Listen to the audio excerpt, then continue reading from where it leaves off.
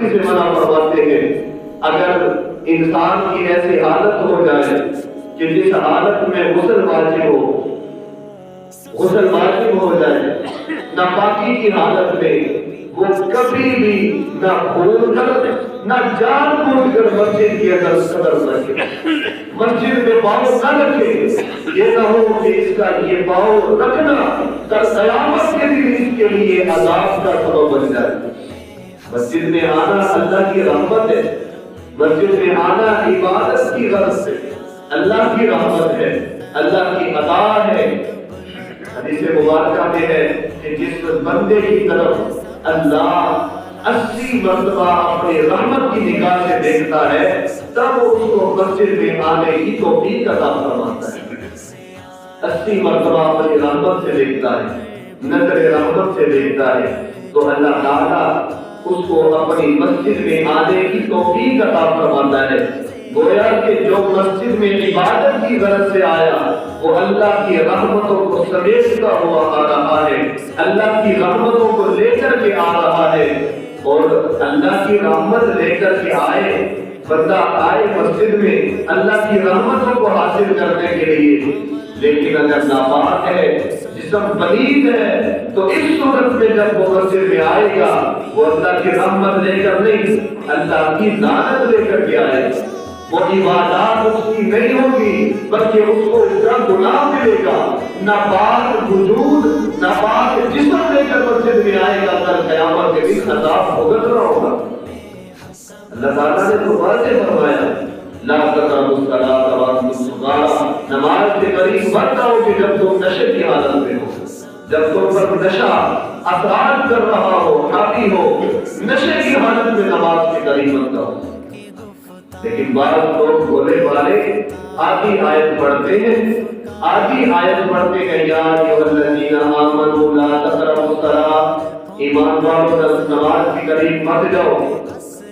آدھی آیت پڑھتے ہیں، نماز پڑھنے کی ضرورت ہی نہیں ہے، بھائی ضروری نہیں ہے کہ ہم نماز کو پابندی سے پڑھیں، دن پر نماز اگر پڑھنی ہے پڑھنے کافی ہے، بھائی جہاں پڑھنے کا حکم ہے وہاں نہ پڑھنے کا بھی حکم ہے، یہ غلط معنی نکالا جاتا ہے۔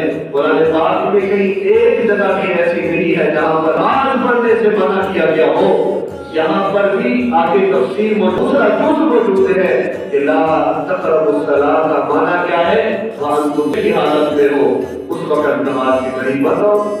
یہ تو اچھی چیز ہے، اس سے تو اس پر پابندی کرنی چاہیے۔ بندہ مسجد میں آئے پاک ہو کر کے آئے، وضو پاک ہو، کپڑے پاک ہو، صاف ستھرا ہو، اور جمعہ کے دن تو ویسے بھی مسنون ہے، اللہ کے نبی صلی اللہ علیہ وسلم نہایا کرتے تھے اور اپنے صحابہ کرام کو تلقین کی ہے کہ جمعہ کے دن نہا کر مسجد میں آؤ۔ نہا کر مسجد میں آنا آپ کی غرض سے عبادات کی نیت لے کر کے ثواب حاصل کرنے کے لیے، اللہ کی رحمتوں کو سمیٹنے کے لیے۔ جب مسجد میں آئے دایاں پاؤں اپنا مسجد میں پہلے داخل کرے، بایاں بعد میں داخل کرے، جب مسجد سے نکلے بایاں پاؤں پہلے دایاں بعد میں نکالے۔ کیا مطلب کہ ہم اللہ کی رحمت کے ایک دائرے میں آ رہے ہیں، یہ دائرہ رحمت ہے۔ دیکھو جی اب ہر جگہ میدان ہے، گراؤنڈ ہے، کوئی بھی اس میں داخل ہوتا ہے تو اس میں شرط ہوتی ہے، یہاں داخل کون ہوگا؟ جو پلیر ہوگا، جو کھیلنے کی غرض سے آیا ہوگا وہ اس گراؤنڈ میں داخل ہوگا، جو کھیلنے کی غرض سے نہیں آیا محض تماشائی ہے وہ باہر کھڑا ہو کے دیکھے، اندر آنے کی اجازت نہیں ہے۔ اسی طرح اسکول و کالج اور مدارس کے اندر جو پڑھنے کی غرض سے آیا ہے وہ تو اندر آ جائے، جو پڑھنے کے لیے نہیں آیا اس کو سیکیورٹی گارڈ اندر جانے نہیں دیتا۔ بھائی جب ہماری دنیا کے چھوٹے چھوٹے ضرورت ہے، تعلیم ہے، تربیت ہے، کھیل کا میدان ہے، وہاں پر حضور اتنا عظیم گھر ہے، یہاں پر جو بھی آئے اللہ کے پاس آئے، اللہ سے مانگنے کے لیے آئے، کیا اس کے لیے شرط نہیں ہے کہ وہ اپنے بات کر کے آئے؟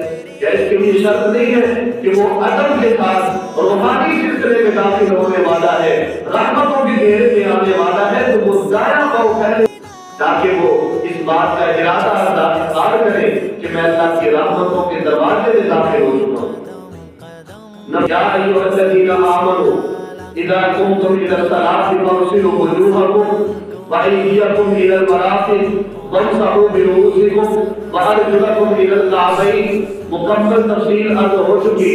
نماز کے لیے اٹھو تو پہلے اپنے چہرے کو دھو لو۔ وضو کے 4 فرض ہیں۔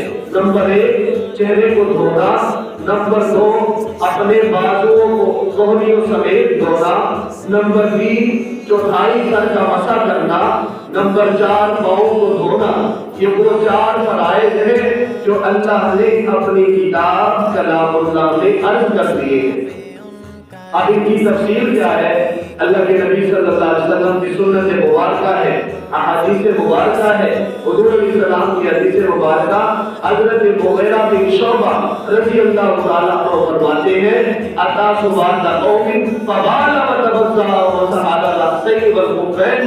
اللہ کے نبی صلی اللہ علیہ وسلم ایک مرتبہ قوم کی روڑی پر آئے، گندگی کے ڈھیر پر آئے، آپ نے پیشاب فرمایا۔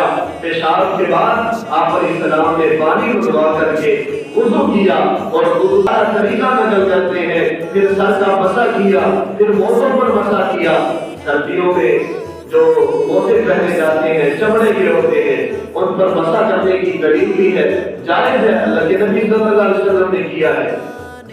چنانچہ وضو کیا ہے کہ 3 مرتبہ کلی کرنا، منہ میں پانی ڈال کے اپنے منہ کو اچھی طرح گھمانا، اپنے منہ کے اندر پانی کو گھمانا، اور اس تیزی کے ساتھ گھمانا تاکہ دانتوں میں چھپے ہوئے چھوٹے چھوٹے کھانے کے ذرات نکل جائیں۔ کلی کریں، دوسری مرتبہ، تیسری مرتبہ، 3 مرتبہ کلی کرنا، 3 مرتبہ ناک میں پانی ڈالنا، اور بالکل آرام سے۔ تو ضروری نہیں ہے کہ بعض دفعہ وہ بڑے غصے کی حالت میں لگے ہوتے ہیں، اس طریقے سے بس ہلکا سا پانی لے اور ناک میں۔ لیکن طریقہ کیا ہے؟ مسعود کہ اپنے بائیں ہاتھ کی چھوٹی انگلی جو ہے، یہ آخری چیچی انگلی جسے کہتے ہیں، اس انگلی کے ساتھ اپنے ناک کی صفائی کی ہے۔ ہمارے یہاں دوست صاحب بس شروع ہوتے ہیں اور پھر نہیں پتہ چل رہا ہوتا کہ انگلی کون سی ہے، نہیں پتہ ہاتھ کون سا ہے۔ بائیں ہاتھ کی چھوٹی انگلی سے ناک کی صفائی کی ہے۔ نمبر 3 جب چہرہ دھونا ہے، وضو کے دوران منہ کو دھونا ہے، تو اس پر کم از کم اتنی رفتار نہ ہو کہ جس کی وجہ سے تمہارا منہ دھل جائے، ساتھ والوں کا غسل ہو جائے۔ ایسی ہوتا ہے وضو کے دوران بعض ساتھی بڑی شدت کے ساتھ پانی کو اٹھایا چھپ کر کے منہ پہ مارتے ہیں، جس کا نقصان یہ ہوتا ہے اپنا رہ جاتا ہے اور ساتھ والوں کے کپڑے جسم گیلا ہو جاتا ہے۔ گویا یہ اپنا منہ ہے اور دائیں بائیں والوں کا غسل کروا رہا ہے۔ اس طرح وضو نہیں کرنا چاہیے۔ وضو کے آداب ہے آرام سے اطمینان سے اپنے پورے چہرے کو دھوئیں، یہاں پیشانی کے اوپر سے لے کر دھونے کے نیچے تک، ایک کان کی لوٹ سے لے کر دوسرے کان تک مکمل وضو کیا ہے۔ بلکہ عبادات کی میں شرط عرض کر رہا ہوں، اللہ رب العزت نے جو شرائط لگائی ہے ان میں سے ایک شرط یہ ہے کہ پاک ہونا، جسم کا پاک ہونا۔ اگر جسم پاک نہیں ہے تو نماز ادا نہیں کی جائے گی۔ اگر انسان کی عقل پر جو ہے وہ شراب اور نشہ غالب ہے، عقل مغلوب ہے، اس صورت میں نماز پڑھنے کی اجازت نہیں ہے۔ اللہ رب العزت نے واضح الفاظ میں منع فرما دیا۔